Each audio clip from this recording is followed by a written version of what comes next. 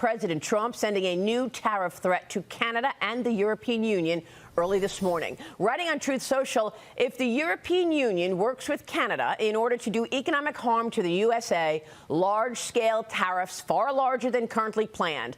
This after announcing a 25% tariff on all auto imports to take effect the same day his reciprocal tariffs kick in on April 2nd. Here we go, the tariff situation becoming the top story once again. Michael, your reaction? So I think they assume that the situation of how you produce things is going to remain the same. But we're going to see the industry adjust. You know, what the president's saying is if you build it here, you're not going to have any issues. So we're going to see different types of development here, which is the point of the whole thing. Yeah, it's not going to stay static. They're working off the system now. The car industry is going to change. They're going to adjust. So to say that this is going to increase prices dramatically right now assumes that they're not going to do anything different. Of course they are. Well, these auto and auto parts tariffs are said to be permanent at this point, David. But look what the president has done already. How many companies have already announced they are going to fire up supply chains in the U.S.? Your reaction? So there's a lot to be said here. Yeah. First of all, this is a long game. This is not something that gets changed overnight. And for Trump, he has a limited time to go ahead and effectuate this. First of all, once you get the wheels in motion, certainly it's hard to pull them back. So hopefully it'll keep going even beyond Trump. The second thing is the markets. The markets are not taking this well. The uncertainty, although Trump has been clear about the tariff plan, the market has seen an on-again, off-again almost type of rhetoric coming out of the White House, not necessarily Trump, but people around him as well. And then finally, the real effects to the consumers. The automotive industry has been under a difficult set of circumstances right now. Higher interest rates make cars harder to finance. Auto insurance is going through the roof. And at the end of the day, you've not got only auto parts, but you've got steel and aluminum separately also getting tariffed. So it's really going to be difficult on the automotive industry. And mind you, we've had some interesting things going on with particular automakers. Stellantis has a turnaround going on and a new CEO. GM just announced a stock buyback plan and a dividend plan that wasn't expected by the market. These companies can't afford to be pushing out money to the door to their shareholders. They need to be conserving cash right now in order to go ahead and prepare for what's to come. Yeah, I mean, it's interesting because there's also a feeling in the market that we've seen the worst. That, in fact, you know, the bottom has been felt, at least for now. Does that change with April 2nd? I think so. You do? So you want to sell this market is what I'm hearing. Oh, I definitely want to sell autos. Absolutely. And not just for today. Today, we know autos are going to be down, right? No doubt. This 25% certainty on April 2nd certainly is not what the market expected. But first of all, between now and April 2nd, there still is a little bit of time for that to change. Yeah. But nevertheless, if that does come into effect, I do expect that there is going to be a lot of change that has to go on in the automotive sector in order to prepare for this. For instance, Lear, which is a well-known U.S.-based automotive parts manufacturer, already said that they're going to bring more manufacturing back to the United States. That's what I'm saying. Excellent stuff. Yeah. Long term. For the short term, this is not an easy turn. Yeah. Well, look, the president said we're going to see some disruption. And we'll get through it. I mean, the president understands this. I just wish some investors would understand the national security component of all of this a little better. Jonathan, Secretary of State Marco Rubio spoke out on the Signal chat controversy during a press conference. He was in Jamaica. Watch this. I've been assured by the Pentagon and everyone involved that none of the information that was on there, though not intended to be divulged, obviously that was a mistake and that shouldn't have happened and the White House is looking at it, but that none of the information on there at any point threatened the operation or the lives of our servicemen. And in fact, it was a very successful operation and it's an ongoing operation. But that was the intent behind it. And it was very successful. The operation went off. Defense Secretary Pete Hegseth once again confirmed no supposed war plans or classified information were shared on that text group. But Democrats can't let it go after Defense Secretary on the Defense Secretary during yesterday's House Intelligence Committee hearing. This was incredible, Jonathan. Got to get your reaction. Watch it. To your knowledge, do you know whether Pete Hegseth had been drinking before he leaked classified information? I don't have any knowledge of Secretary Hegseth's personal habits. Director Radcliffe, same question. Yes or no? You know, no, I'm going to answer that. I think that's an offensive line of questioning. The answer is no. I find it interesting that you want to. No, I'm going to answer. You asked me a question. You want an answer? No, listen. You don't want to focus on the good work that the CIA is doing, that the intelligence community. I mean, good for John Ratcliffe. Thank God for John Ratcliffe. I mean, what a question there, putting that into the conversation. Right. No, bad form. It really just shows that we're not particularly serious about this issue. This idea that the Democrats are now concerned about national security when they didn't really seem to care too much about Abbey-gate when 13 people died. They didn't seem to care about when Lloyd Austin went AWOL, and nobody even seemed to care or know that he was gone. Yeah, he was in the hospital. He didn't tell his boss, Joe Biden. And no one even knew. And they didn't even care when the Biden administration brought 10 million people unvetted into the United States, which has a far greater national security concern, and they didn't care about that. So I really find it hard to believe. They would have a lot more credibility if they had been serious on those issues. But the real issue here is this went well. No one got hurt. No one got killed. And Trump has been very measured on this issue. Hey, it's a mistake. It shouldn't have happened, but it's not panic time, and it's not we have to do all these drastic things. And my guess is this will not happen again, and they will put safeguards in place. Well, the other thing is they've got nothing. I mean, to bring up, and Pete Hegseth had no role whatsoever in putting the reporter in that shot, right? They've got nothing to go to except these rumors and speculation about drinking. That's all you've got? No facts whatsoever, but that's the question that you put into it. I thought it was shameful. First of all, it was a cheap political stunt. Exactly. But here's the thing. If you were going to talk about national intelligence, why don't you do it behind closed doors?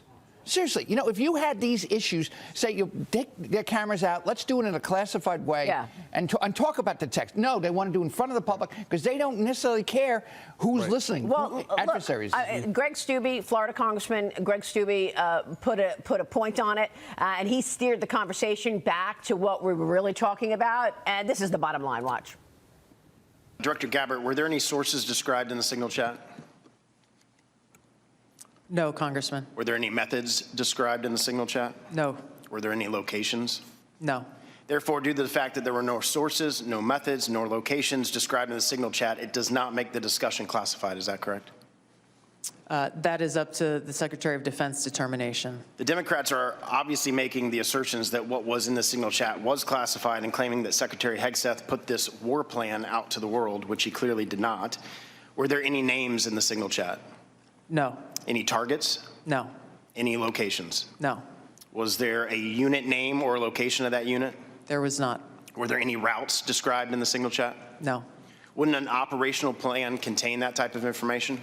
Every operational plan I've ever seen has contained that information. Thank you. Shifting to the real threats to America, the southern border. Due to the previous administration's open border policies, they allowed over 10 million illegals into our country.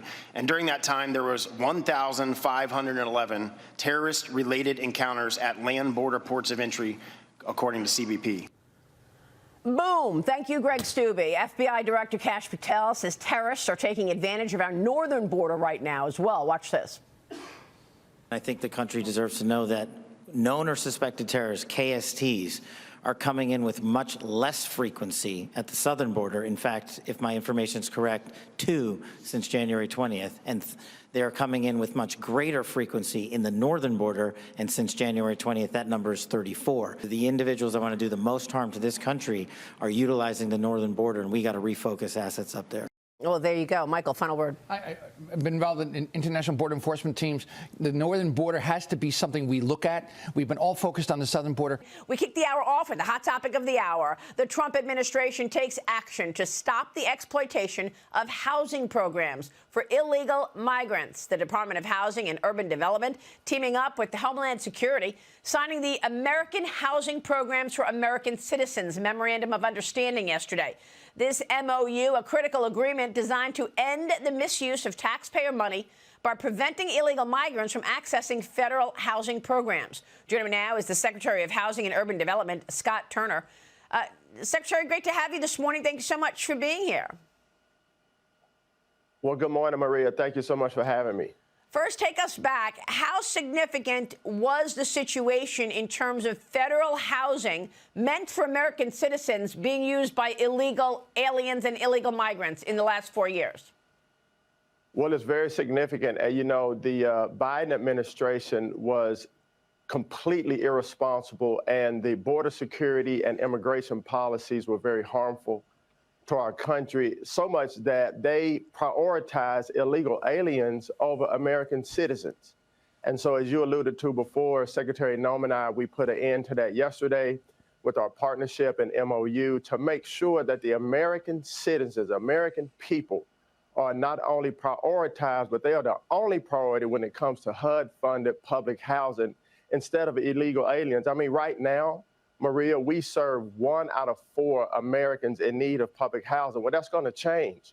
We should be serving 4 out of 4, every American that needs public housing to this point. And so this MOU will allow us to do that and ensure that the American people are taken care of. Well, I mean, Secretary, this is just unbelievable. I mean, here we are talking for so many years about this inability of young people to get a house and this fact that we've got homeless people on the streets and we've got veterans that need housing. And all of a sudden, we recognize that we have the availability. It's not some massive shortage. It's just that the housing that's on the books are being used for illegals. That's right. I mean, it's supply and demand. You know, we have the precious, hardworking taxpayers of America are our priority.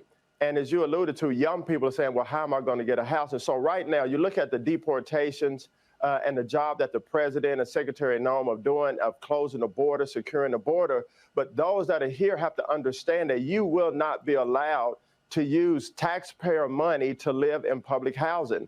And so not only is the supply going to go up, but the demand is going to go down, because we are ensuring that any public housing will be used for American citizens. Right now, Maria, 9 million people lived in public or subsidized housing. And this MOU will help us to ensure that the data will tell us who's in these houses. The ones that are illegal will know that they're illegal. And so that our American people will have places to live like they deserve. I mean, it's just extraordinary the amount of resources that the last administration allocated toward illegals coming into the country. Half of them were not even vetted. We're over here recording people on the terrorist watch list, and yet they're, I mean, why was FEMA broke when Trump walked in for the second time, right? You know, FEMA doesn't have the money. Why? Because all that money went to care for and house illegals. Now, you and the Interior Secretary, Doug Burgum, also announcing plans to identify federal lands where affordable housing could be built. Tell us where those federal lands are, and what do you envision here for these federal lands? You're right, Maria. So Secretary Burgum and I, we formed a partnership between DOI and HUD to identify federal lands that have been underutilized and use these to build affordable housing. There's approximately 500 million acres in our country, our beautiful United States, that could be utilized to build affordable housing. And so they're all over the country, urban and rural places. So you look at places like Utah, Nevada, and other places around the country that we'll be looking at with our task force that we created to identify these lands and build affordable housing for the American people. Where are the federal lands largely that you're looking at that could be used for ordinary citizens? Well, right now, Maria, you know, we just joined together. We just created the task force. And so the identification of these lands is happening right now. Okay. And as I said before, you know, they're in rural areas and urban. So we'll get back to you, more to come on that. All right. Well, look, mortgage rates have finally come off of the highs, below 7%. The 30-year fixed rate hitting 6.67% for the week of March 20th. Mr. Secretary, what is your take on the housing crisis that we've been talking about for so long? And there is a reason that one of the first executive orders that President Trump signed was to get more housing on the books. Well, yes, ma'am. We do have a housing affordability crisis. And the deregulation that's going on, the regulatory environment over the last 4 years has been tremendous. It's been burdensome. The bureaucratic red tape has hindered developers and others to build in our states and our cities. And so what you're seeing now, I mean, President Trump, as you know, is the master negotiator. He signed an executive order on day one to bring down the cost of housing. And so at HUD and across the federal government, we are deregulating, and particularly when it comes to housing, so the developers, the private sector, public-private partnerships can be formed to build affordable housing. And so mortgage rates, as you know, for 7 weeks they were coming down, and they're going to fluctuate But President Trump and his team, they know exactly what they're doing. The American people are his priority. He's an American first man, American first president. And so everything you see happening is for the American people. And in the end, for the posterity of our nation and for the benefit of American people, it's going to shake out and be the greatest days that we've seen. So where is the supply going to come from, Secretary? Well, the supply comes from unleashing the private sector. The supply comes from allowing states and localities to have the ability, when it comes to zoning. I see. Yeah. So it's a result of deregulation. The housing supply coming on board is a result of the deregulation, where you're unlocking rules that were in place, stopping this kind of flow of supply. That's exactly right. You hit it right on the head. The deregulation will unleash the private sector in order to build affordable housing around the country. Secretary, I know that you picked up the baton from Dr. Ben Carson with regard to opportunity zones. During the Biden administration, they didn't do anything about the opportunity zones that President Trump created with Dr. Ben Carson. You want to give us a word on opportunity zones this time around? Yeah, so opportunity zones were very impactful the first time around. And still today, there's been about $84 billion of private money invested in opportunity zones. Opportunity zones gave the American people, the forgotten communities around America, rural, tribal, and urban, the opportunity to build a new foundation as it pertains to housing, creating new operating businesses. Opportunity zone home values went up while rents did not go up. 1 million people got lifted off of poverty in opportunity zones. So I'm very excited for the extension and the continuation of opportunity zones, in particular when you talk about the housing crisis that we have, and private sector, developers, elected officials, people all around the country have great anticipation, Maria, for the continuation of opportunity zones.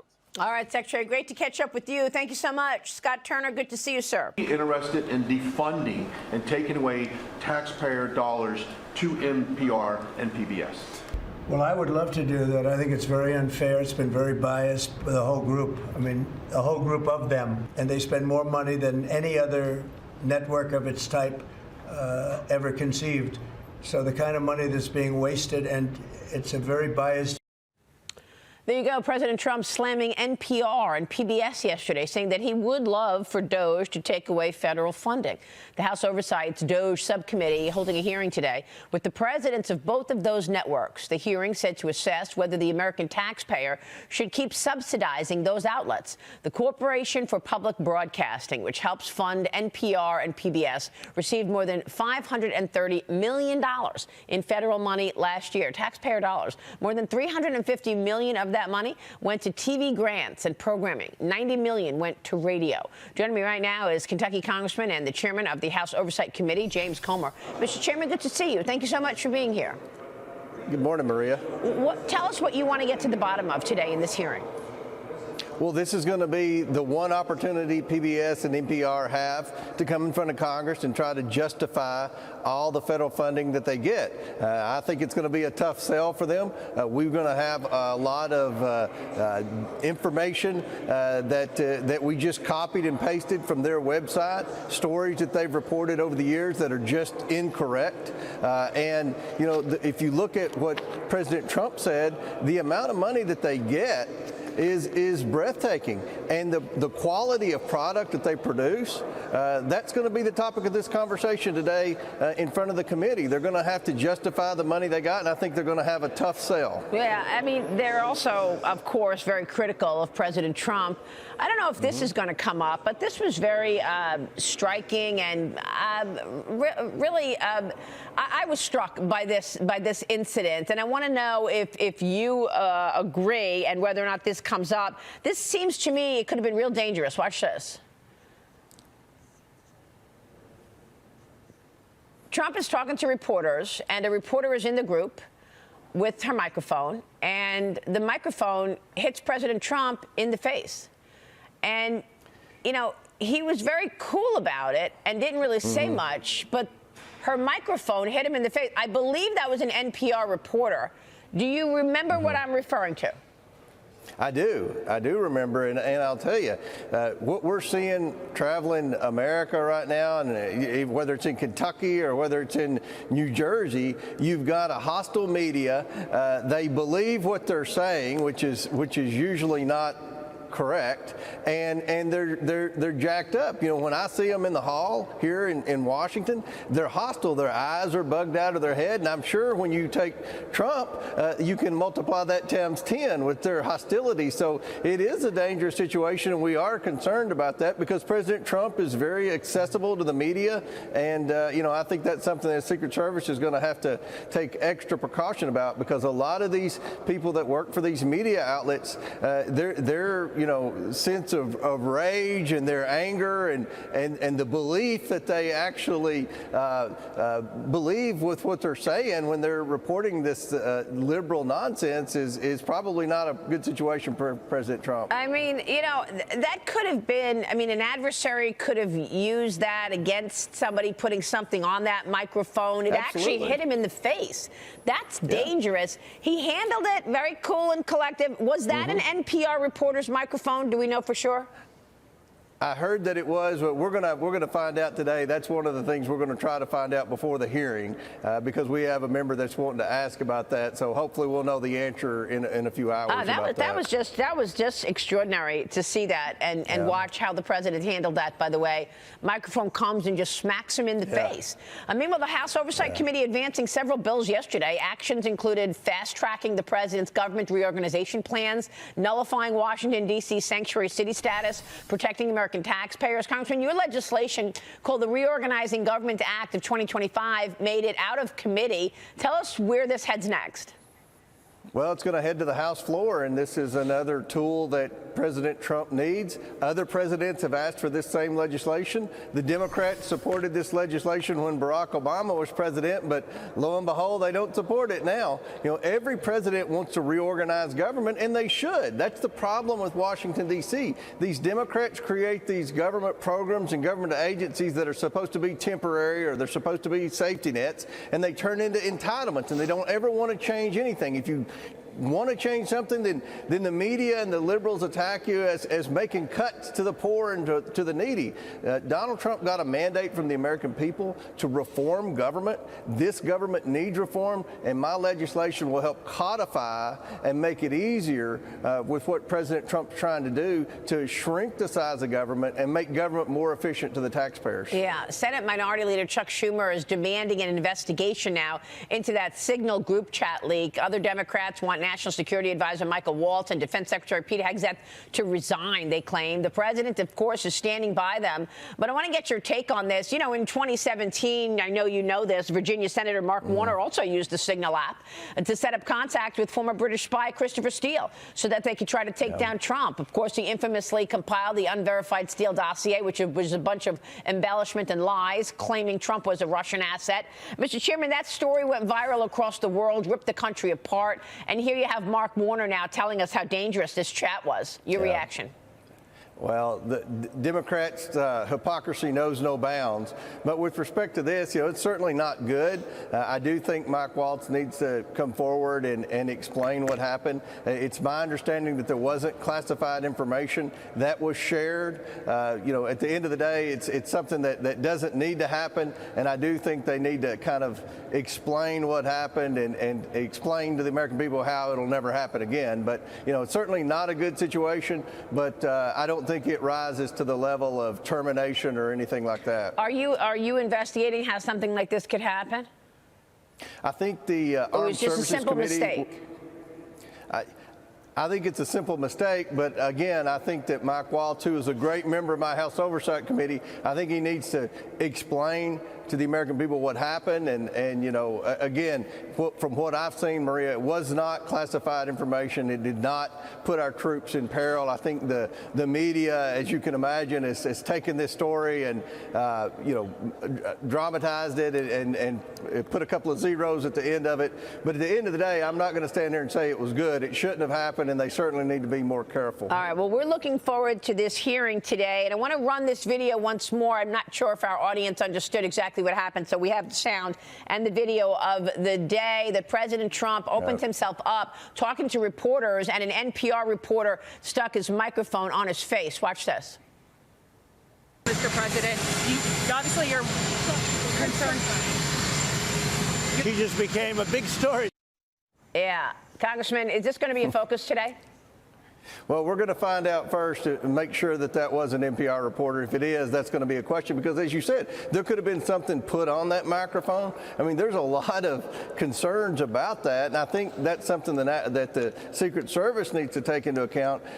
Those reporters don't need to be able to reach out and touch him. You know, it's not a reporter. That wasn't an actual reporter. That was someone, a camera person, a staff person. So that's something that never should have happened. And again, it shows how calm and cool President Trump is under pressure. He didn't flinch. I can only imagine what Kamala Harris would have done in that situation. Yeah, he handled it very well, but still a dangerous moment. Congressman, good to see you this morning, Mr. Chairman. Thank you. The wealthy-looking Charles Payne is sitting next to me. That's appropriate since he has a show called Making Money with Charles Payne. You have a message for Canada's Prime Minister. What is it? Well, I have a message for the Canadian people. Don't vote for this guy. Mark Carney is the most elite of elitists out there. You know what really I remember distinctly is when the trucker strike was going on and he was up in his penthouse and they were making all this noise and he called the cops on them. I mean, this guy is not a man of the people at all. He's the ultimate elitist. And be careful because he put out a message and he conflated, hey, Trump is the biggest threat we've had, in his lifetime, thinking about all the things that have threatened humankind in his lifetime. So it's hyperbolic, but then he started bragging about the economy, the liberal economy. I have all these charts. I mean, it's just, and they're all heartbreaking if you're a Canadian. The standard of living has imploded. You look at the investments, right, or where the jobs are. Almost all of it public sector, little private sector, and self-employment, none. There's no real business opportunities there. OECD predicts the worst economies for the 2020 to 2030 at the end of all 36 countries, Canada. So, I mean, be careful. You've got to, it's that bad. It's horrific. It's horrific. And this country needs a reboot, right? Which means that Canada's vulnerable. It's extraordinarily vulnerable. They're vulnerable to a major power like America taking them on. Sure. And we're friends. Again, this is reciprocal. This is like, hey, okay, you want to protect your dairy farmers and for whatever reason, they supersede everyone else. Negotiate with the Trump team. But this sort of saber rattling. But I will say this. They do have a friend in the American media. And my emails this morning, I get one from Fortune, and it says America's war in Canada. We didn't declare war. The article, you can't find that anywhere in the article, but that's where they headline it. Maybe it makes you open an email, but again, this is the kind of stuff that's happening out there. It's really, this is a heartfelt message to Canada and people up there. It's time to turn your country around. Time to make Canada great again. Okay, that's a good one. Very good. I've got 30 seconds for this one. You remember 25 years ago this week? Dot-com bubble at its height? Yeah. Okay. Do you think that the same thing might happen this time around with AI and big tech? No, I think there'll be pullbacks. It's 1,000% different, though. These are really legitimate companies making a whole lot of money. It's not Pet.com. It's not a sock puppet. But also, that was yesterday's anniversary. The other anniversary yesterday I think we should talk about, too, if people should know about 5 years, the bottom of the COVID sell-off. And what did we learn then? Hang in there. Either buy more, don't sell, and you'll be up 170% a few years later. I shall try to remember that. Speaker Johnson says Congress may deal with the courts who are blocking Trump's agenda. Listen. We do have authority over the federal courts, as you know. We can eliminate an entire district court. We have power funding over the courts and all these other things. But desperate times call for desperate measures, and Congress is going to act. Counselor to the President, Alina Habba, joins me now. Alina, welcome back to the program. Always good to see you. Good to see you. The Speaker says he might eliminate courts that are blocking Trump. That's kind of draconian, isn't it? Isn't it going to get a lot of backlash? I think what's draconian is what's currently happening. We're trying to do something in the executive branch, and all we're finding is rogue judges that are trying to stop it and go with one political message, which was not what was mandated by the American people.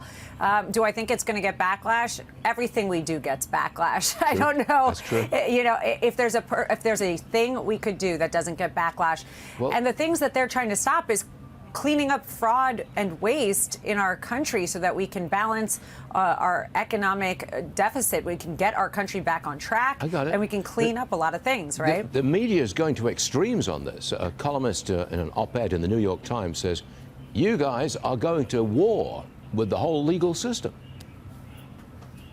Last I checked, it's been that way for 4 years. I stood with President Trump while they were going to war with him because they were trying to keep him out of running, and then he decided to run, and they came down harder. They tried to put him in jail. So I'm not sure if they got the memo, but this is something we've been very used to. No, we are not going to war with anybody. We are trying to make America fantastic, make America strong, make it safe. And all these judges are doing is looking for loopholes to stop the president's agenda, which is completely inappropriate. They're talking about separation of powers. Well, what about the executive branch's authority? What about Article 2? They're not looking at the real constitutional basis for this, and instead they're wasting a lot of taxpayer dollars with these judges and having to go into court to get to where we're eventually going to be, and we'll take it all the way up. Congressman Dan Goldman doesn't think much to the FBI's crackdown on the attacks on testers. He calls it, quote, political weaponizing of the Justice Department. Respond to that, Alina. Is vandalism political? I don't think so.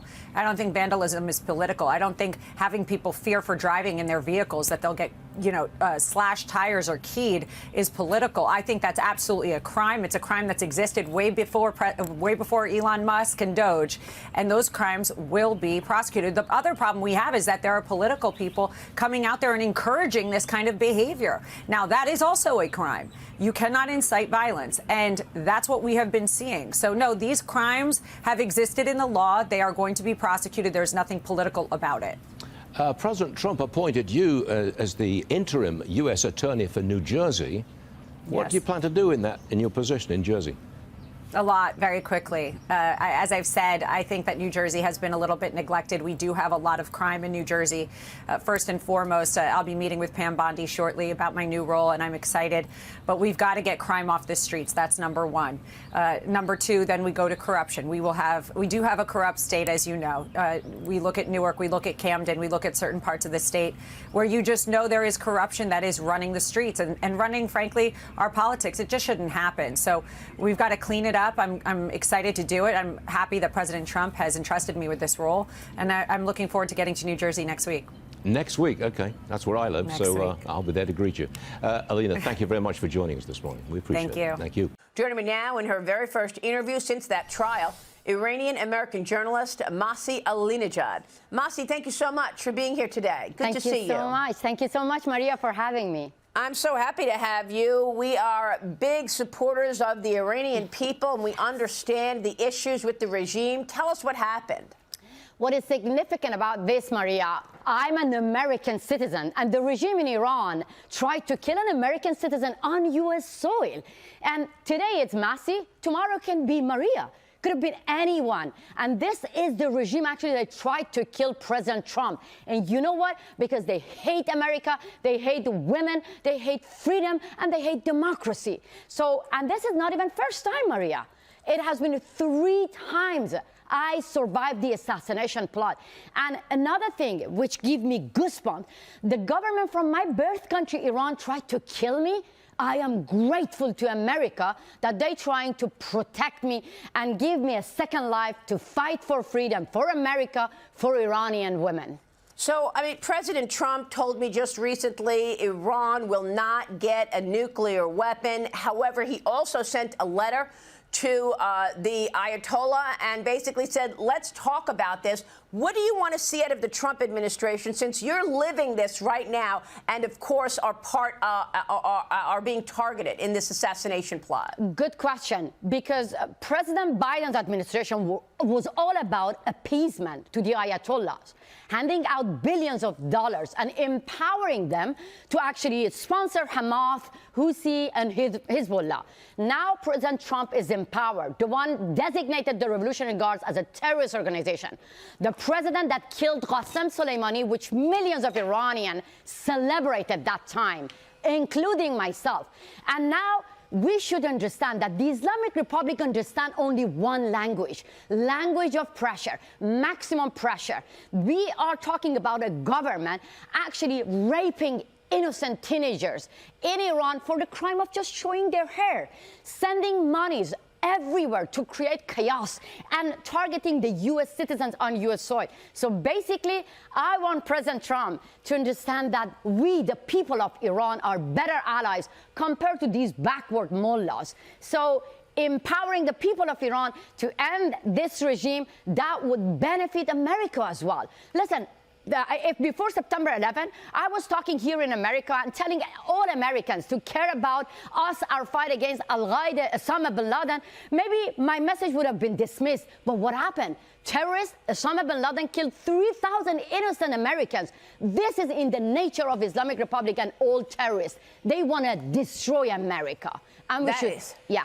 Unbelievable. And you're also calling out the Democrats for their silence over this case. You wrote this on X. Where are AOC, Ilhan Omar, and the left-wing activists who called me an Islamophobe and the campus protesters chanting, "I am Hamas"? The killers sent by the Islamic Republic to assassinate a woman on U.S. soil were convicted in federal court. You're silent. Why? Why are they silent, Masi? It makes me angry. You know why?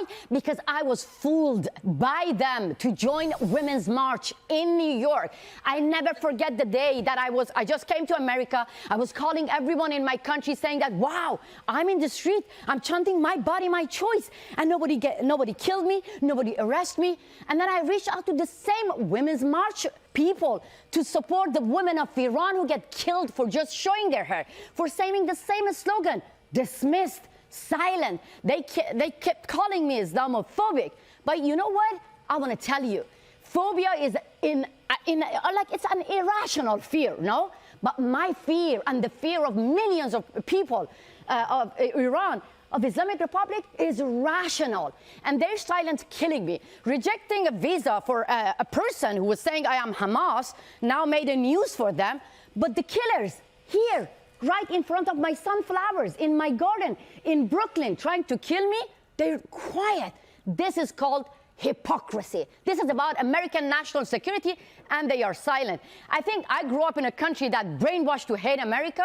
It breaks my heart when I see that these people are actually educating and teaching the youth in America to hate the U.S., to hate America. That should not be tolerated, Maria. You're right. I mean, why is that? Masi, why? I mean, this is the freest country in the world. This is where we have freedom and so many people want to come. Why? I don't know. Maria, when I was only 7-year-old, I was brainwashed by the Iranian regime to chant death to America. I never forget the days when they were saying to me that you should chant death to America as loud as the White House would shake. My dream is to go to White House and tell from the White House to all Americans, this is the land of hope. This is the beacon of hope for millions of people who live under authoritarian regimes. Do not be fooled by those who are telling you, don't interfere. We don't care. Iran is miles away. This is their culture. No, this is not our culture. Our culture, to have the same freedom. To walk, I mean, I want to jump and ride a bicycle. I want to go to the street. I want to feel the wind in my hair. This is what Iranian people have: fair and free election. This is our culture. And that's why I want to tell Americans, I know that many times you say America first. But you know what? For dictators, America first too. For the mullahs, for Khamenei, America first too. The first thing that they want to do, destroy America. They don't care whether you're left or Republican or right-wing. That's no, right. They hate America. And I love America. I've been given second life, and I will sacrifice my life to protect America, to protect the women of Iran against the Islamic Republic. That is fantastic. And I love your hair, okay? I love your hair, and I want you to show it all day long, morning, noon, and night. I thought you're here. I want to hug you. I want to hug you, too. And when I see you in person, we'll do it. I'm at a remote location. But look, the Trump administration is cracking down on anti-Semitism across college campuses while targeting foreign students who promote Hamas. Yes. ICE wants a foreign-born Cornell student who led pro-Hamas students to turn himself in. More demonstrations are expected today at Columbia, Masi, even after the university agreed to some demands from Trump to crack down on anti-Semitism. The White House revoked $400 million in Columbia's federal funding all over this. Masi, do you want to see more from the president on the college campus reform? Of course. Look, I want to talk directly to President Trump that his position against Hamas and Islamic Republic empowered millions of Iranians. Because look, we are familiar with the nature of a Hamas group. When I hear people in America say, I am Hamas, I want to invite them to go and live under Hamas. I am coming from a country, I experienced Sharia law. I've been beaten up by the Hamas mindset people. I've been receiving lashes by them. What is in your mind that you believe that Hamas is going to protect America, is going to protect you? So I want to see President Trump not only to actually fight back Hamas and Islamic Republic, but also to hear the women of Iran who risk everything, who face bullets, guns, prison, but they are proudly say that end Hamas and end Islamic Republic. Why? Because if we don't get united to end them, believe me, Maria, they will get united and they will end democracy. They will end freedom of speech. They will end America. You're right. This is very, very serious, and thank you for your courage to come out and be upfront about this. Masi, we hope you'll come back. Good to see you in New York this morning. Thank you so much. Thank you so much. Thank you. Oh, okay. Masi Alinejad joining us live. We'll be right back. DOJ is turning its attention to massive government contracts, and consulting firms are scrambling to justify their funding. Hillary Vaughn is following all of this. Hillary? Hi, Dagan. Well, these firms have just a week to write their own report card. The General Services Administration sending a letter to top consulting firms telling them to grade themselves on how exactly they are spending billions in taxpayer cash. The letter saying they need to, quote, identify each related contract and project and further break down spending by functional category in simple layman terms. A 15-year-old should be able to understand what service you provide and why it is so important. Treasury Secretary Scott Bessent has said the chokehold these consulting firms have on government spending has shocked him the most since he moved to D.C. and started opening up the books. One of the biggest surprises for me is just seeing how these entrenched interests, they just keep constricting themselves around the power, around the money, around the systems, and nobody cares. Many of the employees are fantastic. It's this consultant group who has just, they're like a boa constrictor, they're like a python. They've got themselves No pun intended. The problem is systemic. DOJ saying that these consulting groups write contracts so that they are paid for time, not performance, saying, quote, there's a pattern across all agencies where IT modernization contracts do not pay for outcomes performance. Instead, they pay for time. Therefore, the incentive is for contractors to never finish, resulting in incredible waste. One example of this, IRS modernization. That's a contract that was supposed to be a 6-year deal to upgrade IRS systems by 1996. 29 years later, it is still in progress, and it is $15 billion over budget and counting. Dagan? Thank you so much, Hillary Vaughn in Washington. Elon Musk and 7 members of the DOJ team sit down for an exclusive Fox News interview, giving a behind-the-scenes look at the effort to eliminate waste, fraud, and abuse from the government. Watch. We want to reduce the spending by eliminating waste and fraud, reduce the spending by 15%, which seems really quite achievable. Well, this is a revolution, and I think it might be the biggest revolution in government since the original revolution. But at the end of the day, America is going to be in much better shape. At Social Security, one of the first things we learned is that they get phone calls every day of people trying to change direct deposit information. So when you want to change your bank account, you can call Social Security. We learned 40% of the phone calls that they get are from fraudsters. What we're doing will help their benefits. Legitimate people, as a result of the work of DOJ, will receive more Social Security, not less. There are over 15 million people that are over the age of 120 that are marked as alive in the Social Security system. There are some great people working at the Social Security Administration that found this, 2008, and nothing was done. And so 15 to 20 million Social Security numbers that were clearly fraudulent were floating around that can be used only for bad intentions. There are different IT systems today at NIH. 700 different IT systems. IT software systems. They can't speak to each other. And so they don't talk to one another. They have 27 different CIOs. And so when you think about making great medical discoveries, you have to connect the data. It will make science better, not worse. There's a $500 billion of fraud every year. There's hundreds of billions of improper payments. And we can't pass an audit. Great team there. Joining me now for the rest of the program and to cap off Young Conservatives Week is the host of Outkicks. Tomi Lahren is fearless. Tomi Lahren is here. Tomi, great to see you. Welcome to the conversation.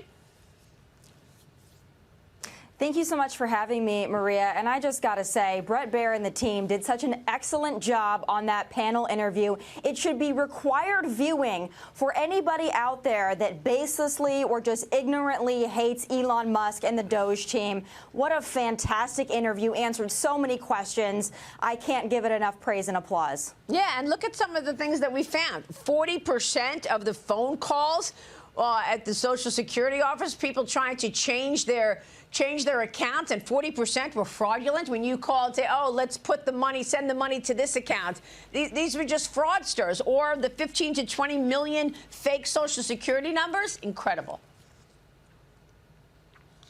It's incredible, Maria, and I've often heard from folks that maybe are not as plugged into the political scene, who have some kind of a disdain for Elon Musk, or they're a little wary of what he's doing. They're unfamiliar with it. They want to think good things, but their biggest concern is, oh, Elon Musk and Doge, they're going to come after Social Security. They're going to take away money from the elderly, from grandma and grandpa. That's why I was so happy to see them directly address that in the panel and say, no, no, no. What we're doing is we're cutting out all the fraud and abuse, so grandma and grandpa actually have the system that they paid into for the rest of their lives, and the rest of us can maybe take advantage of these earned benefits as well, because we have to get the fraud out, or else guess what? It's going to go bankrupt. So I was so happy they addressed that. I think so many people are comforted and relieved after watching that, and I hope many, many people did. Well, by the way, it might go bankrupt anyway. I mean, the expectations are that we are running out of money fast, and some of these mandatory programs are going to face insolvency. But, John, jump in here with the 120 million, with the people, the millions of people, pardon me, that are above 120 years old. And good Social Security workers, the administration workers, found this out in 2008, but nothing was done about it. My goodness, I guess there's hope for all of this. However, I think this is fake news, if there ever was a fake news story. The one thing that blew me away was that one person who said that every year we have $500 billion of fraud. That's half $500 billion. That's insane. That would be, just over 25% of the latest government budget deficit. So just eliminating that fraud would go far at slowing down the growth of government debt and maybe opening the way for lower long-term interest rates.